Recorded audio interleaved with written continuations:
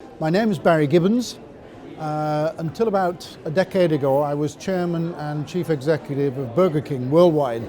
That's 55 countries and a lifetime in an aeroplane. I think at one stage I had 3 million frequent flyer miles, based in Florida in the United States. I've pretty much ruined the planet on my journey through careers. I joined oil, Shell, and then I joined the brewing industry. So if I couldn't poison you with oil, I tried with beer, joining Whitbread. And then I joined a UK company called Grand Metropolitan, which has disappeared now, but it was huge, and started in hotels. But I ended up running their food division, which included Burnians and various other restaurants. That company bought an American group called Pillsbury, which had in it Burger King. So I went over from the UK to run Burger King, based in Florida, as I say, in Miami, at the end of the 1980s. And I ran it for about half a decade, just over. And then I left big business. So that was the big business history. Do you know, I look back on it and I don't really have any idea. One of my proudest achievements is I've never applied for a job in my life. And I've just kept doing things, and somebody said to me, would you go and do that? And I've looked at it, my wife and I and family, and if I felt it's a decision that it's one of those decisions that you know if you don't take it, you're going to look back in a few years' time and say, oh, I wish, what if? I've taken it, and I ended up in Florida, of all places. Now, this is a Lancastrian at heart and in spirit. You can take the Lancashire out of the boy, but you can't take it out of all that stuff. And I ended up in Miami, Florida, running the world's second biggest fast food chain. And no real idea how and why. Listen, when I say I was in the brewing industry, it was the food side of it. And I ended up running chains of restaurants like Burnians and Chef and Brewer and what have you. So it wasn't a big jump, if you like, to a restaurant chain.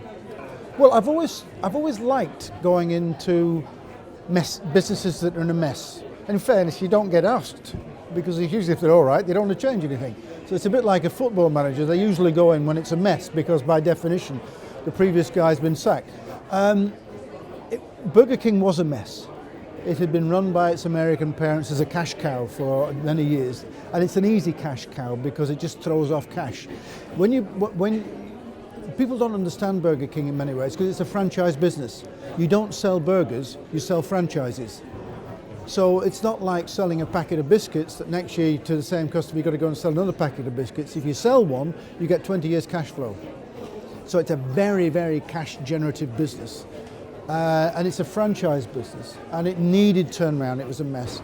The problem with the business, like any other franchise business, is if the franchisees aren't making money, they turn their guns away from the market, right back on you. And what you have to do is identify half a dozen things that get your franchisees making money and happy, then the guns turn back out into the marketplace, and you find they want to expand, and it's good. So it was half a dozen things that needed doing quickly, and needed focus and needed resource, but we were able to do that. It took 2-3 years. This is not an overnight. It took 2 or 3 years. My friends joke to me that in 6 years as chairman and chief executive of Burger King, I put about 5 kilos on everybody's bottom in America. You know, I got them eating burgers again, which I shouldn't do. But there are some fundamentals about business, and I think becoming very. Look, Burger King is a big branded business. It's a brand in any conception. But you know, a brand is a transferable thing. A church is a brand nowadays. A country is a brand in this industry. An organization is a brand, because the critical thing for that to be successful is to have distinction. Just one word, definition, distinction in cluttered competitive markets. Whether you're TUI that we've just heard of, whether you're Thomas Cook, or whoever you are, or whether you're Burger King, you have to be distinct. People have to know what you stand for. And that challenge is critically important these days, particularly in the travel industry, where with the advent of online technology, you can't hide behind masky, ghosty clouds anymore. People can get right to the heart of your business. So you have to seek this distinction and understand why you are distinct, why people would be prepared to choose you and not the next one on the street. And you have to work at preserving or creating and preserving that distinction. My argument would be in that industry, as it is in most, Today you have to stay away from commodity. You have to stay away from the routine, the ordinary, the thing that be compared to everybody. Somehow or other, whether it's cheap and cheerful at the bottom or 6-star at the top, you have to know why you're distinct, be able to identify it, preferably be able to write it down in crayon on the back of a business card. It's got to be clear and simple, and then make it really work as distinction in the marketplace. I don't think it's about more expensive is better. You look at some of the cheap airlines, they're very successful. Some of the expensive airlines have lots of problems. It's that distinction in the marketplace. I think that applies to Burger King. I think that applies to the travel industry. I think that the travel and tourism industry is the key to coming back from the abyss that we're in at the minute for many countries. In fact, maybe for the world economy. I mean, it's a phenomenally big part of the GDP of the planet, and people don't realize that. So I think the key to success in this industry is maybe the key to success in the world coming back from this abyss. But I think within that, sadly, as a European, you will find that maybe the great growth is not in where it's been in the past, in Western Europe and North America.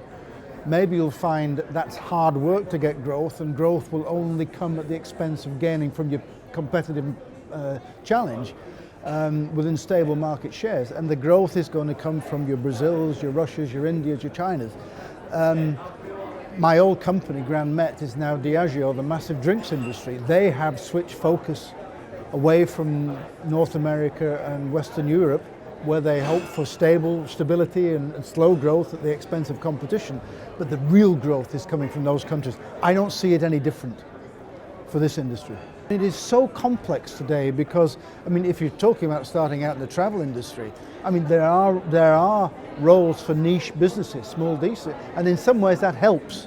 I would hate at the minute to be at the mid-level, what I would call a regional business. I think the small niche can be successful. I think the giant can be successful. I think mid-range is a scary place to be these days when you're not too sure how to grow, where to go. But just really make clear in your own mind, why am I distinct in my cluttered marketplace? What do I have to offer you, the consumer, which is distinct from that person? And if you can't do it on the back of a business card, then don't go into the business till you're pretty sure you can. That's critically important these days. If you do get distinction, price is not necessarily a barrier. It doesn't have to be around price. It doesn't have to be around price. I mean, the niche there, people will pay if you genuinely add value. My favorite destination, you hit me just as I'm a day off flying to Asia. My wife and I and family love Thailand, but tomorrow we're flying to Singapore, and we're going to have a few days there, and then we're flying to Penang, where I shall witness the wonderful sight, I know this, of a Lancashire wedding in the Shangri-La on the beach at Malaysia, and there is no funnier sight on the planet than a Lancastrian group of men dressed in white linen suits. Trust me.